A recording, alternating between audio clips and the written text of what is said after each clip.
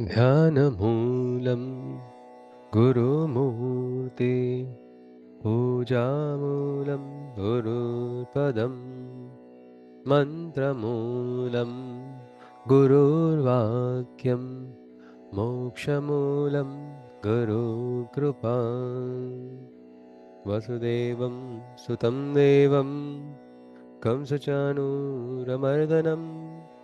देवकी परमानन्दं कृष्णं वन्दे जगद्गुरुं कृष्णं वन्दे जगद्गुरुं हरि ओम नमस्कार pranams to my guru Shri Madhusudan Damle ji, pranams to Swami Hariharaji maharaj, pranams to all the august members of this beautiful conference.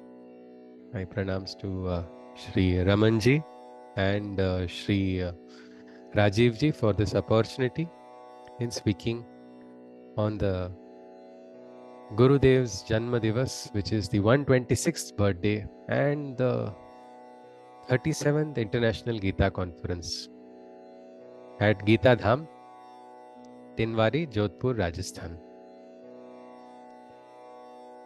It is said whenever the study of the Gita takes place, Shri Krishna himself comes as a participant, and I am sure all the participants must be experiencing that. I am looking forward to learning more from this conference. This topic for the conference is the Shodashodhyaya, the Adhyay on the divine and the demonic nature. This duality is there in the world. Everywhere we go, there is the Devi Swabhava as well as the Asuri Swabhava. And there is something then which is higher than both the Devi Swabhava and the Asuri Swabhava. If we look at the Aditya Hridaya, which talks about Rashvimantam Samudyantam Deva Sura Namaskrutam Pujayami Vivasvantam Bhaskaram Bhuvaneshwara. The Satya, the highest truth, which is beyond the divine and the demonic nature. Well, first thing Krishna wants Arjuna is to understand and get grounded. That is why in this 16th Adhyay, which comes much after the Vishwarupa Darshana, much after the way of Bhakti Yoga also, Krishna introduces him to this because he must understand what is the divine nature as well as the demonic nature. The divine nature Krishna beautifully summarizes in just 3 shlokas. If you see the first, second and third shloka of the Bhagavad Gita, the entire wealth of the divine nature is described in that. It says, Devi Sampadi, Bhavanti Sampadam Devim Abhijatasya Bharata. It starts with Abhayam, Sattva Sanshuddhi, Jnana Yoga Vyavasthiti, Danam Dama, Yajnascha, Swadhyaya, Tapa Arjavam, Ahimsa is there, Satyam, Akrodha, Tyaga, Shanti, Paishunam, Daya Bhuteshva Lolupam, Mardhavam, Rira Chapalam, Tejas Shama, Drutish Shaucham, Adroho, Natimanita.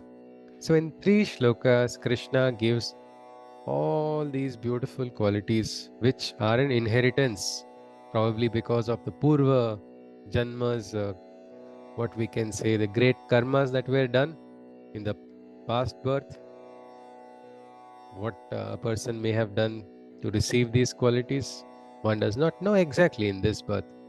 Only the yogi is conscious. But these are the qualities. The best part about this is qualities which are absent can be cultivated. That is the beautiful human nature, which is always open for transformation. This we have seen. So Abhaya, a person who is afraid can suddenly become fearless. When is this going to happen? When the person becomes conscious. Seeking the inner purification, engaging in yajna, engaging in dana, in tapa, swadhyaya. So all these qualities which are there, which are a direct association of the divine in the mortal plane. These qualities, with these qualities, we can recognize the divine.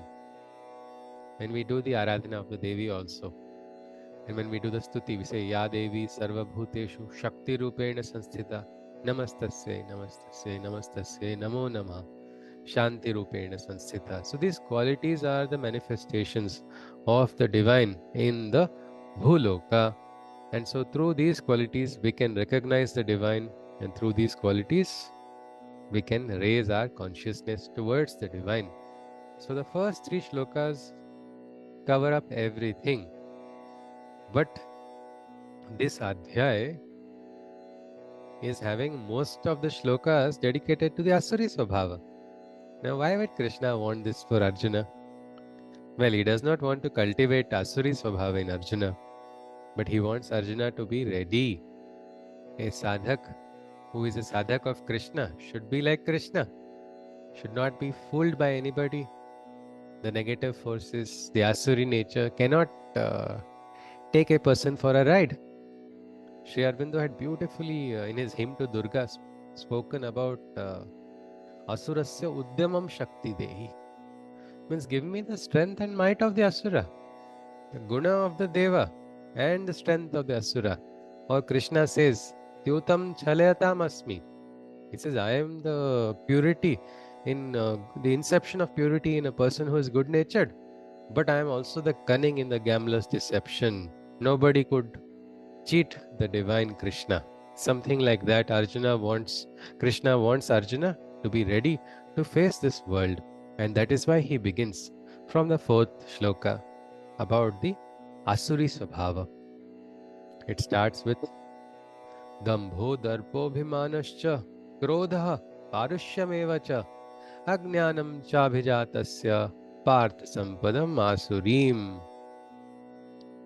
So you see, egoism, false pride, deceitful arrogance, not controlling this speech, having that harshness, anger, the ignorance. These are all the qualities that define the undivine nature. The moment Krishna says this, Arjuna gets a small doubt. Is Krishna referring to me? Because Arjuna also in his moments has behaved in a little arrogant way. When Krishna tells Arjuna that I thought the great Satya to the Surya, who then passed it on to Manu and then Ikshvaku and entire description, Arjuna questions. Arjuna says, I don't understand. How can I believe what you are saying? Or in the very first Adhyay, we see Arjuna very arrogantly speaking some things to Krishna. So suddenly Arjuna gets a doubt. Was I like this? Am I the one with extra ego? Am I the one who is having this false pride? Was I wrong? Immediately Krishna says, no, do not worry, Arjuna. Ma shuchaha sampadam devim abhijatosi Pandava. You have the divine nature.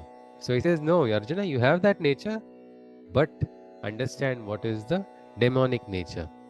Because in the world, everybody is not going to be the same. There is going to be a person who is going to be Niswarthi. Many times that Niswarthi person is going to be surrounded by people who are Swarthi only.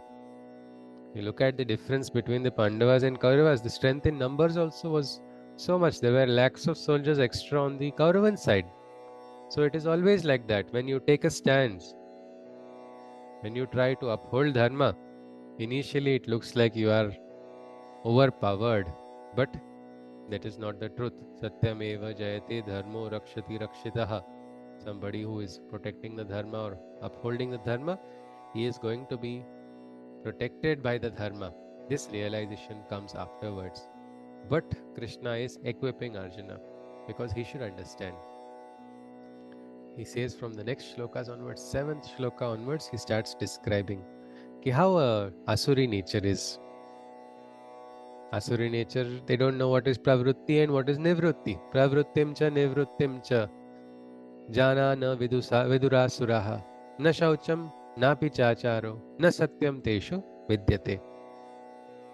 The demonic beings are ignorant of the right action, devoid of knowledge, unaware of the path of abstention. There is no truth in any of these beings, nor is faithfulness observed in their dealings. Beautifully, Krishna has told. There is no foundation of truth.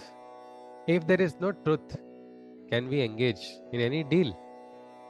We cannot.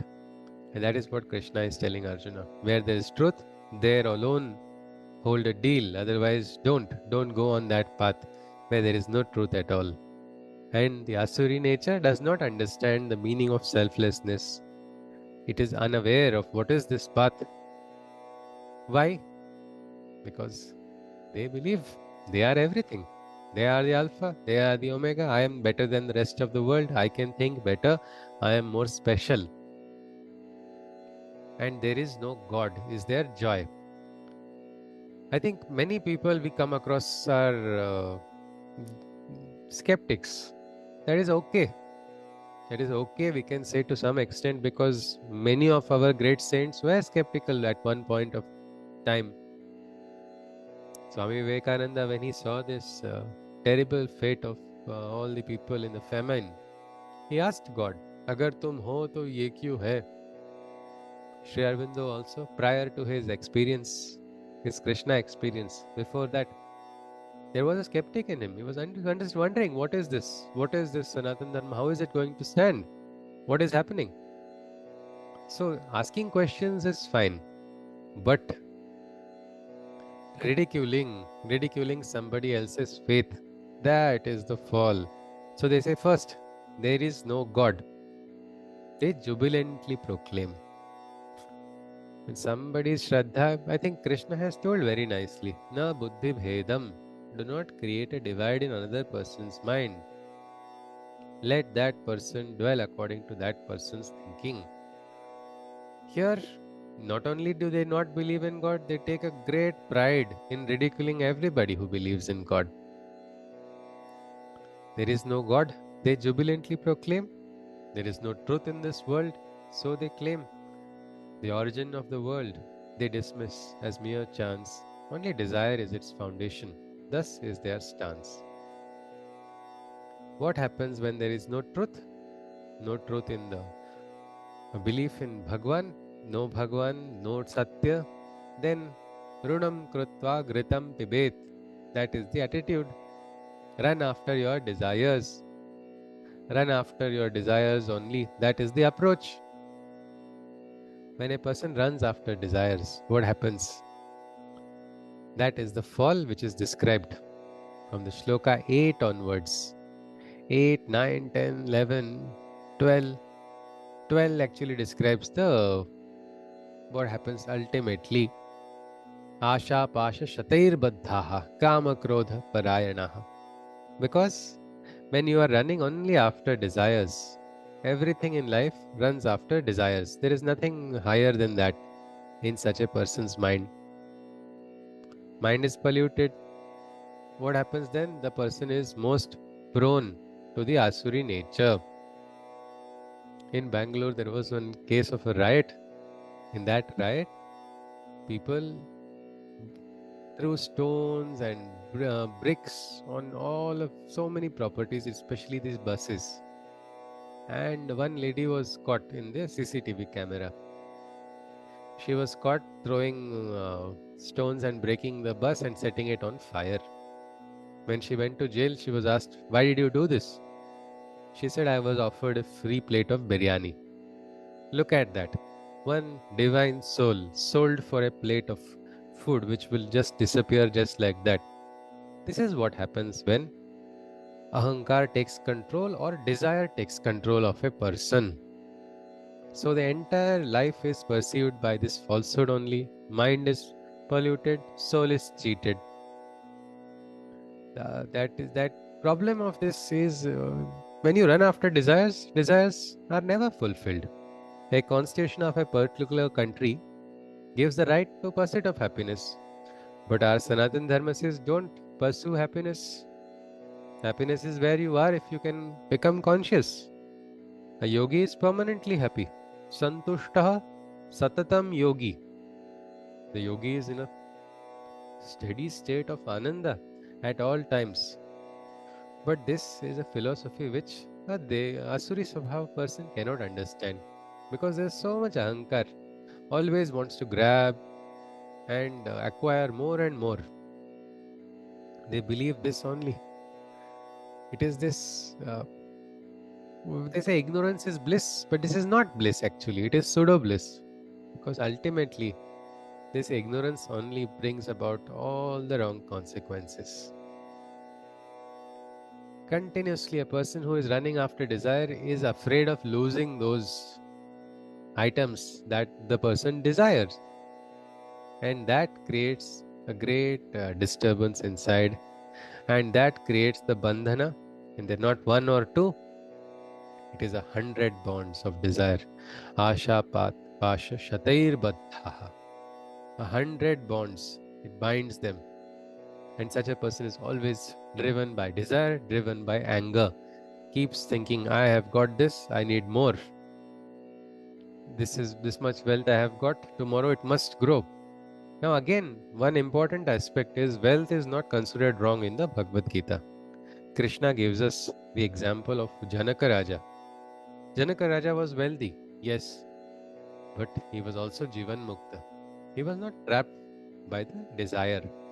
So we need strong sadhaks who are also strong in mentally, physically, even by wealth also, so that they can bring about great transformations in the world.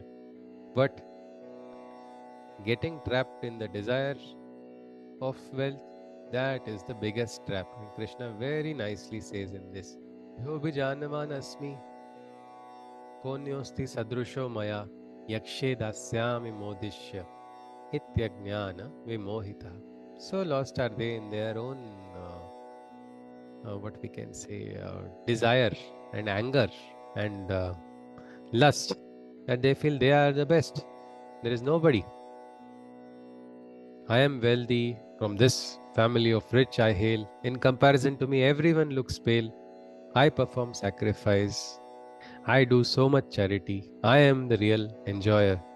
This is their narrow mentality. What happens ultimately? This is the ladder of the fall, we can say. One after the other, the person keeps going from a higher state, he keeps falling. Initially, there's just the skeptic, we can say, gets transformed when the realization comes. When the truth comes, the skeptic also will fall on the knees when the truth manifests. But in this direction, when the seeking stops, where there's a very big difference between a skeptic and a sadhak. When a skeptic stops seeking, then the person ceases to remain a sadhak and goes on the wrong path, this entire path of destruction. But when the questions keep leading this person to a higher truth, slowly the answers come, and then the skeptic also gets transformed. But here, Aneka chitta vibhranta mohajala samavrataha prasakta kama bhokeshu patante narakeshu chau. This mind, which is in so many ways deluded, it's trapped in craving, always restless, and ultimately Naraka is what is in store. Now this Naraka which Krishna is talking about, he is not talking about a different Naraka Loka. He is talking about the Naraka which life becomes for such people who are trapped in this chain of desires and anger and lust. I think Krishna has very nicely said, Ashantasya kutaha sukham, elsewhere in the Gita. Means, can there be happiness without peace? No, it's not possible. So everybody wants to be peaceful in life, but they are not recognizing. They are not recognizing this. What is the source? What is the source of this peace? And so they run after the wrong things. And this is the entire problem. Because one person opens the gate for Naraka, life becomes that hell for such a person. We have this choice, is what Krishna is saying. Otherwise, we get trapped in the Asuri nature, we are driven by our desires, we perform wrong karma, and then Because of the karma, we have the consequences as well. Krishna talks about 3 gates of hell in life. Trividham narakasedam dwaram nashanam atmanaha kama krodhas tatha lobhas tasmadetat trayam tyajet. Threefold are the gates of darkness and destruction that sentence a being into hell's damnation. Desire, rage, and lust are the accursed three. Only by renouncing them one can be free. Kama, Krodha, and Lobha. These three have to be renounced to experience a freedom. Because when you become free from these, Etair Vimuktaha Kaunteya Tamodvarai Stribhir Naraha Acharatyatmanaha Shreyas Tato Yati Param Gatim. Liberated from the doors of darkness, we can realize the divine. For then the person can walk alone and reach the highest status of the soul that is known. This is very important to recognize this, that unless we become free from these three dwaras, we are going to experience naraka. Many times people say, what is for me if there is no anger? If there is no anger in my house will become Swarga, is what the person says. Or he says, I will experience Vrindavan, Krishna's Vrindavan. Well, it is the same thing. Kama and Krodha both come together, and they are the entire responsible individuals or forces for bringing complete downfall. But Krishna says these 3 gates have to be sealed. I think we know that, isn't it? If you see in the borders, now India's 3 sides, if we look at them, definitely we have to protect those borders. If you know one side is weak, what happens? Anytime infiltration can take place. Same way, Kama, Krodha and Lobha. All these 3 have to be sealed. If you seal them, you become free. This is the Shastra. This is exactly what the great yogis of the ancient times have been telling. They have shown the way for a higher consciousness, for higher realizations, for greater life experiences also. Look at Krishna. Krishna's life, Krishna gives his own example because he says we all can rise to that consciousness. There is an Ananda, the Ananda that we can experience in everyday life, in our relations, in our workplace, when we are alone, when we are in company. Imagine if we can transform that. Well, that is the Shastra, is what Krishna says. He says that somebody who doesn't follow this, he follows his desires.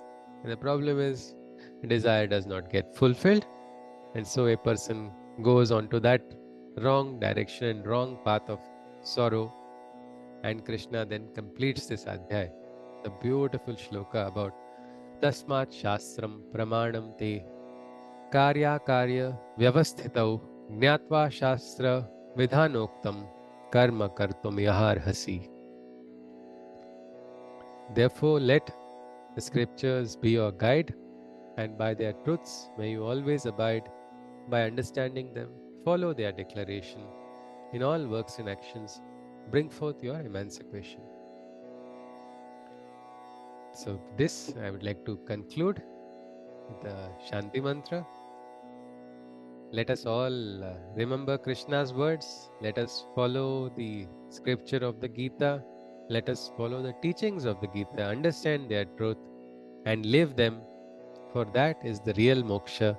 That is the real freedom that we can get in this world. Ihaiva. In this birth itself, we can experience it. So with this, I conclude.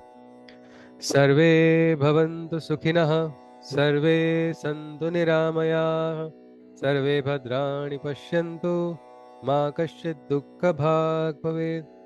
Hari Om Tat Sat. Krishna Bhakti Jagat Kurum.